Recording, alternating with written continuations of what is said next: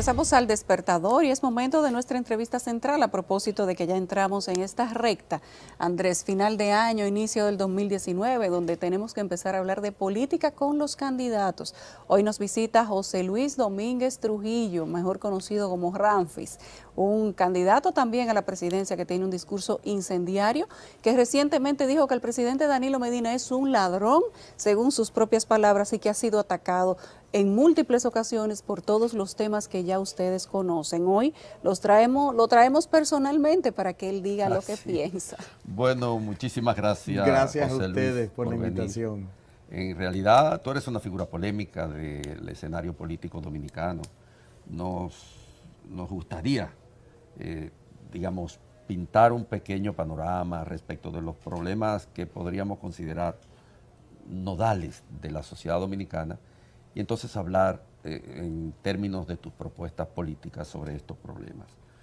Tal vez podríamos comenzar con lo que serían las propuestas de gobierno sobre la inmigración. Tú has hablado del tema, la inmigración haitiana en el país. ¿Qué medidas tú adoptarías para tratar de controlar, de regular, de normativizar, pese a que existen leyes, este fenómeno social? Correcto. Yo creo que lo más importante, Andrés, ante el tema haitiano, que es un problema muy serio que tenemos aquí en la República Dominicana, porque es una invasión pacífica y no pacífica que ha pesado fuertemente sobre nuestros recursos, el primer paso que hay que tomar es regularizar la entrada y la salida de todos los inmigrantes. Hay que empezar un proceso masivo de repatriación. Yo creo que eso es una necesidad imperiosa para poder empezar a solventar esa crisis que está acabando con el país. Luego de eso, toda aquella persona que quiera entrar en el país lo tendrá que hacer bajo el permiso de un trabajo o una visa de trabajo, y asimismo también la disposición que establece que la composición de todas las empresas debe ser 80% dominicana. El 80-20. El 80, 20 y 20%. Existe ya en las leyes. Existe, claro que sí, pero no se está cumpliendo. Incluso cuando Yulisa dice que yo le he dicho al presidente ladrón, no he dicho ladrón, he dicho delincuente, porque delincuente es quien no cumple las leyes. Y el presidente Medina fue al CELAC y en una conferencia dictó y dijo que miraban, que se hacían de la vista gorda ante la disposición del 80-20, que es una ley que existe en la República Dominicana para favorecer al nacional haitiano. Pero más allá de eso, luego de solventar esa crisis, nosotros tenemos que proteger a futuras generaciones. Por eso es que yo propongo la construcción de un muro de norte a sur, porque estamos hablando de una situación que viene desde el 1801, a los 6 años de haber firmado el Tratado de Basilea, donde aquí hemos sido blanco de los ataques del país vecino, y eso lo tenemos que frenar de una vez y por todas. Ramfis, dos preguntas en una. ¿No te parece que te pasaste diciéndole delincuente o ladrón, lo que sea, al presidente de la República? Y segunda, el mismo tema haitiano, las grandes cantidades de partos de mujeres haitianas, a propósito de que propones un muro. Nosotros estamos hablando de que aproximadamente, dicen las cifras oficiales, 500 parturientas que vienen todos los meses. Nosotros estimamos que es un poquito más. Y eso es una crisis que está pesando sobre los recursos de salud de una forma preponderante, sobre educación, seguridad, o sea, todos los problemas que son neurálgicos para los dominicanos están siendo afectados por esa invasión. En cuanto al tema del presidente Medina, el problema es, Yulisa, que una cosa es lo que uno ve en televisión, otra cosa es viajar el país, adentrarse al seno del pueblo y ver el sufrimiento del pueblo dominicano. ¿Cómo no decir las cosas como son? Ya tenemos que dejar la politiquería barata y empezar a hablar de los problemas que existen en la República Dominicana y cómo vamos a solventar la crisis que existe aquí. Claro que hay que tratar al presidente como se tiene que tratar, porque él ha maltratado al pueblo dominicano y vive maltratando al pueblo dominicano. Entonces, cuando me dicen, estás maltratando al presidente, señor, él está maltratando al pueblo dominicano y hay que decirle las cosas como son. Y aquí, quien incurre vamos a decir, en incumplimiento, en desacato a la ley, es un delincuente, y hay que decirlo así. Bueno, Kiki Antún dijo el día pasado que ciertamente tú habías participado de un proceso de estafa al Estado Dominicano. Yo quisiera darte la oportunidad de que tú le respondas. Me alegro muchísimo que lo haya traído a colación. Según tengo entendido, porque nosotros estábamos en Nueva York en el mismo tiempo, y a mí me dicen que Quique realmente no hizo el planteamiento de mencionarme a mí, sino que fue un periodista que nosotros lo conocemos más como un pesetero allá en Nueva York, que busca haciendo ese tipo de cosas. Quique conoce muy bien, yo me reuní con Quique en su despacho allá en el BNB, le presenté una serie de pruebas e incluso le traje yo aquí la carta de los mismos abogados del BNB, donde me descargan a mí de toda culpabilidad y se lo voy a dejar a ustedes. Del BNB, y dicen que ellos han establecido que el culpable es el Banco de Australia. Estos son los abogados allá en Miami del Banco Nacional del Fomento de la Vivienda y la Producción, donde ellos dicen el culpable es el Banco de Australia. Entonces, nosotros tenemos cajas y cajas y cajas de prueba y nosotros hicimos todo lo posible para que el gobierno, para que el BNB actuara en contra del banco con todas las pruebas. Acudimos al Banco de Reservas, al quien es hoy el director de banca gubernamental, a todas las agencias para tratar de resolver eso. Mira, me hicieron caso omiso. Y fui víctima, para que estemos claros, porque yo perdí más de $1 millón, $1 millón y pico en esa operación, y fui víctima y mis abogados me dijeron, tienes que ir en contra del BNB, y no lo hicimos justamente en aras de tratar de que resolviésemos eso juntos. ¿Y te lo devolvieron? No. Mira, las declaraciones de Quique, las tengo aquí por escrito, fueron que ese caso fue denunciado en el año 2005 y en el 2007 a través de las redes sociales por un economista dominicano. De inmediato se ordenó una investigación que determinó que ciertamente esa estafa ocurrió. Correcto. Esa fue la respuesta de Quique Antonio. Correcto, y es que la estafa sí ocurrió. Sí, yo no cobré un centavo de eso porque se cobran cuando se construyen las casas, cuando se entregan las casas, y ese fue el trabajo que nosotros hicimos. Y no cobramos, al contrario, vuelvo y repito, y ojalá, alguien dijo ayer, no, que te van a someter, ojalá, porque a mí me gustaría de una vez y por todas, porque no tengo cola que me pisen, y han utilizado eso para tratar de asesinarme moralmente en aras de detener nuestra candidatura, de modo que ahí le dejo eso, y con muchísimo gusto estamos dispuestos vamos a ponerlo aquí para que te lo puedas... a entregarle cualquier tipo de documentación que ustedes requieran al respecto, con muchísimo gusto. Esto sería para Quique, para que Quique lo vea en la pantalla y que se lo anexe a la investigación que seguramente el Ministerio Público va a querer hacer. Sí, bueno. ¿Qué opinas de la lectura de la Biblia en las escuelas? Tenemos un debate en la sociedad dominicana porque hay una ley aprobada desde hace 18 años, pero apenas ahora se está trabajando con el reglamento en el Congreso que dice que todas las congregaciones religiosas en común con Arzobispado, CODUE, Ministerio de Educación, etcétera, tienen que sentarse en una mesa a discutir cómo se va a llevar el mensaje de valores cristianos a las escuelas. ¿Qué opinas tú de que se lea de manera obligatoria la Biblia en todas las escuelas del país? Bueno, la ley 4400 que existe, como bien lo señalaste, hace 18 años, está clara y dice que se tiene que leer.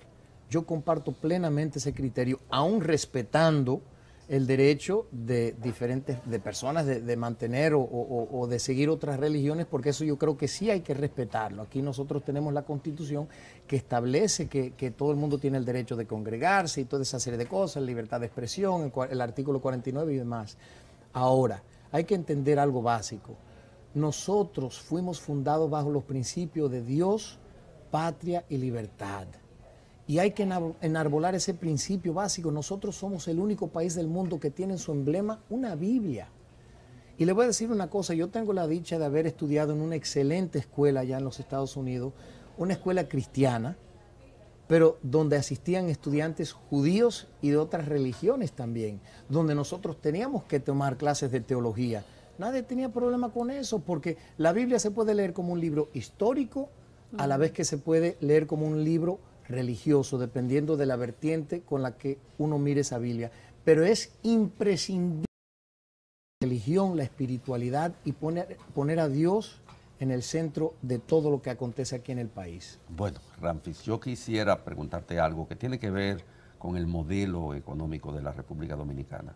Cualquier candidato en este país tiene que enfrentarse a una realidad, un crecimiento desproporcionado de la deuda pública, correcto, un nivel de empleo sumamente bajo porque el modelo económico no genera empleo en este país. Una corrupción prácticamente sistematizada porque pocas veces se ha visto en la historia republicana una corrupción que provenga de una política de Estado de alguna manera. Un nivel de desorganización institucional enorme, puesto que las instituciones están subordinadas a los sujetos que expresan liderazgos políticos o avenencia con el liderazgo político. Frente a toda esta calamidad que ve cualquier persona que sea candidato, a veces yo pienso y digo, ¿y para qué será que quieren ser candidatos? Porque enfrentarse con ese nudo gordiano no es fácil. Eso sí es verdad. Y lo que va a dejar esta gente es obvio que es un verdadero bulto y no es de ropa, es un bulto de problemas, un verdadero bulto de problemas. Ramfis, José Luis Domínguez Trujillo, ¿qué dice frente a todo esto como un candidato? ¿Cuál es su receta? ¿Cuál es su propuesta? ¿Qué va a hacer en la República Dominicana si llega a la presidencia frente a tantas cosas, tantos problemas? Bueno, lo primero, Andrés, que hay que hacer aquí en la República Dominicana es cambiar el modelo de institucionalidad gubernamental. Lo que nosotros exhibimos hoy nace ¿cuándo? En el mismo 1930, producto de la dictadura de Trujillo. Y esa es la realidad. Es un modelo donde el Poder Ejecutivo tiene todo el control, donde los gobernadores son designados por el Poder Ejecutivo, donde el procurador, el presidente de la Cámara de Cuentas y un sinnúmero de ejemplos más, los jueces. Nosotros tenemos que aplicar un sistema descentralizado, reducir el tamaño del gobierno central, que los gobernadores sean elegidos por los moradores de cada provincia, lograr un modelo donde la participación de la ciudadanía, porque eso es democracia. Entonces, diría yo que el legado más importante que nosotros tenemos sobre el tapete tiene que ser la democracia. Tenemos que cambiar ese modelo. Pero más allá de eso, que va a ser de gran beneficio porque vamos a ayudar también a coartar el tema de la corrupción, que es un mal endémico que está acabando. Hoy consume una cuarta parte de nuestro presupuesto de manera conservadora, según Transparency International. Pero más allá de eso, tenemos que cambiar el sistema, el modelo económico. Hay que impulsar una reforma masiva de la agricultura, del campo. Hoy nosotros desaprovechamos el 84% de las tierras hábiles para cosechar. Eso lo que ha creado es que los productores, los agricultores, los campesinos han tenido que buscárselas, como en buen dominicano, en las ciudades. Han tenido que abandonar el campo. Entonces ahí entra el tema de la deforestación, un sinnúmero de cosas. Pero aquí nosotros tenemos una canasta básica que ayer subió el precio un 30% más. ¿Por qué? Porque estamos importando productos. El 75% de lo que nosotros producimos aquí se exporta y entonces tenemos que importar para el consumo interno. Eso es una injusticia, una aberración, por decirlo así. Nosotros, según los expertos, dicen que necesitamos una inversión de $5.000 millones en el campo para poder ponerlo a producir. Y al producir el campo y recapacitar a los agricultores y darles un mecanismo para que puedan obtener financiamientos para comprar equipos, porque esa es otra cosa. Tenemos que competir ya con el mercado internacional que en tecnología nos ha superado con creces. Tenemos que retomar ese campo y la agricultura tiene que ser la columna vertebral de nuestra economía para darle una oportunidad de que la clase media, la clase baja se pueda desarrollar de nuevo, para darle la oportunidad de que ellos puedan buscársela dentro de un marco de una economía que se ajuste a sus necesidades y asimismo para crecer el Producto Interno Bruto y crear nuevas fuentes de ingresos, porque la única solución que nosotros tenemos hoy por hoy frente a una economía que está totalmente tronchada con los préstamos es un refinanciamiento. Hoy superamos el 70% en endeudamiento que dicen las economías convierten a un país en un estado fallido. Es decir, que nosotros no somos un estado fallido, sino un país requete fallido, porque estamos ya oscilando cerca de un 80%. Entonces hay que buscar un refinanciamiento de los $54.000 millones que nosotros hoy exhibimos en deuda, pero con una moratoria de 5, 6, 7 años, para poder entonces hacer las inversiones en los programas que vayan en aras de crecer la economía y de crecer el Producto Interno Bruto del país, porque hemos tenido en los últimos años un crecimiento totalmente inorgánico. Tenemos que retomar ese tema. Y más allá de eso, tenemos que darle prueba fehaciente, evidentemente, a quien venga a refinanciar esa deuda, de que nosotros estamos dispuestos a erradicar la corrupción. Y la única manera de hacerlo es con una justicia transparente que someta a todos los funcionarios que hayan incurrido en la malversación de fondos, que se condenen y se le quiten todo lo que ellos se han robado. El líder de la oposición recientemente, tan reciente como ayer, dijo que si él gana la presidencia va a bajar más del 30% a la canasta básica familiar. Dice que la comida en República Dominicana debería costar aproximadamente un 30% menos y explicó la fórmula de cómo lo haría. ¿Qué opinas tú de eso? Yo estoy totalmente de acuerdo. Tenemos una canasta básica que ha subido en años recientes, hoy es de 30,000 y pico de pesos al mes, pero yo entiendo que en un mes no se puede bajar como lo planteó él. Entiendo que eso va a tomar un poco más de tiempo. Tenemos que, como le digo, invertir un poco en el campo para que esa producción empiece a permear por el mercado y entonces ver un ajuste en los precios. También donde sí podemos tomar un poco de ventaja, diría yo, es en el costo de los combustibles, que vemos que suben todos los años, todas las semanas, los años ojalá fueran todos los años, todas las semanas sube el costo de los combustibles en franca violación de la ley que protege al consumidor.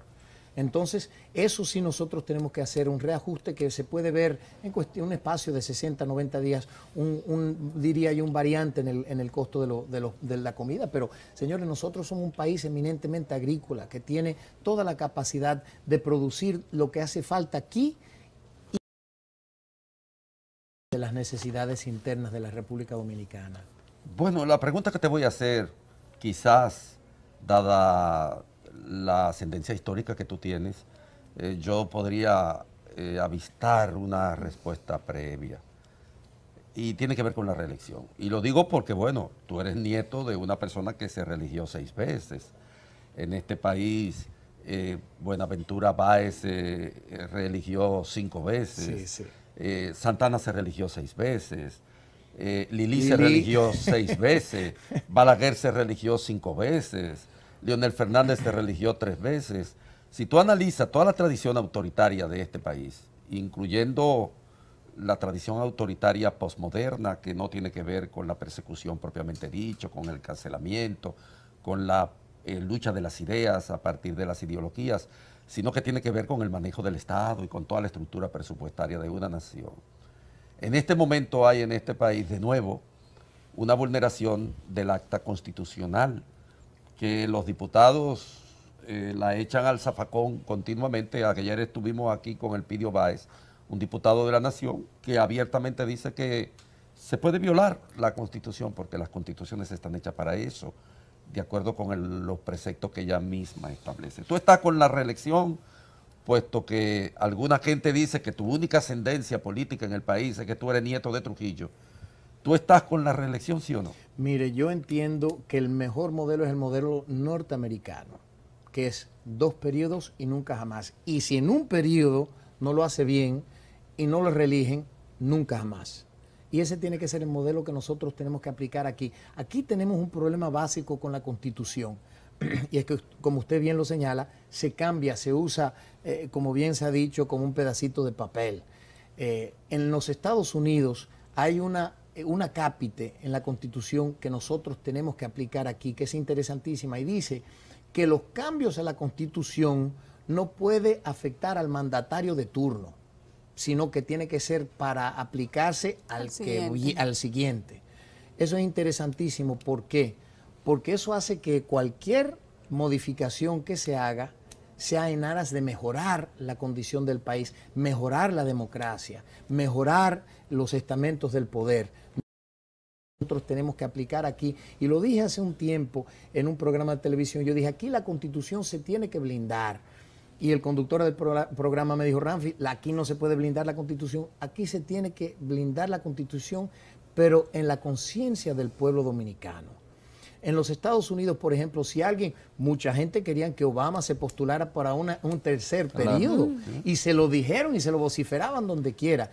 Si en realidad él hubiese tomado esas recomendaciones, ese apoyo masivo para crear una reelección, una segunda reelección para un tercer periodo, le hubiesen formado un motín, porque en la conciencia de los norteamericanos eso es algo insólito. Claro. Aquí tenemos que tener lo mismo. No es posible que hoy en el 2018 estemos hablando de los mismos dinosaurios politicuchos que empezaron hace 20 y pico de años. O sea, que no puede ser. La democracia, y hay que aclarar aquí que yo salgo de las entrañas de la mejor democracia y es el único sistema que conozco y al que respeto, admiro y entiendo es el más atinado para estos tiempos. Es la democracia.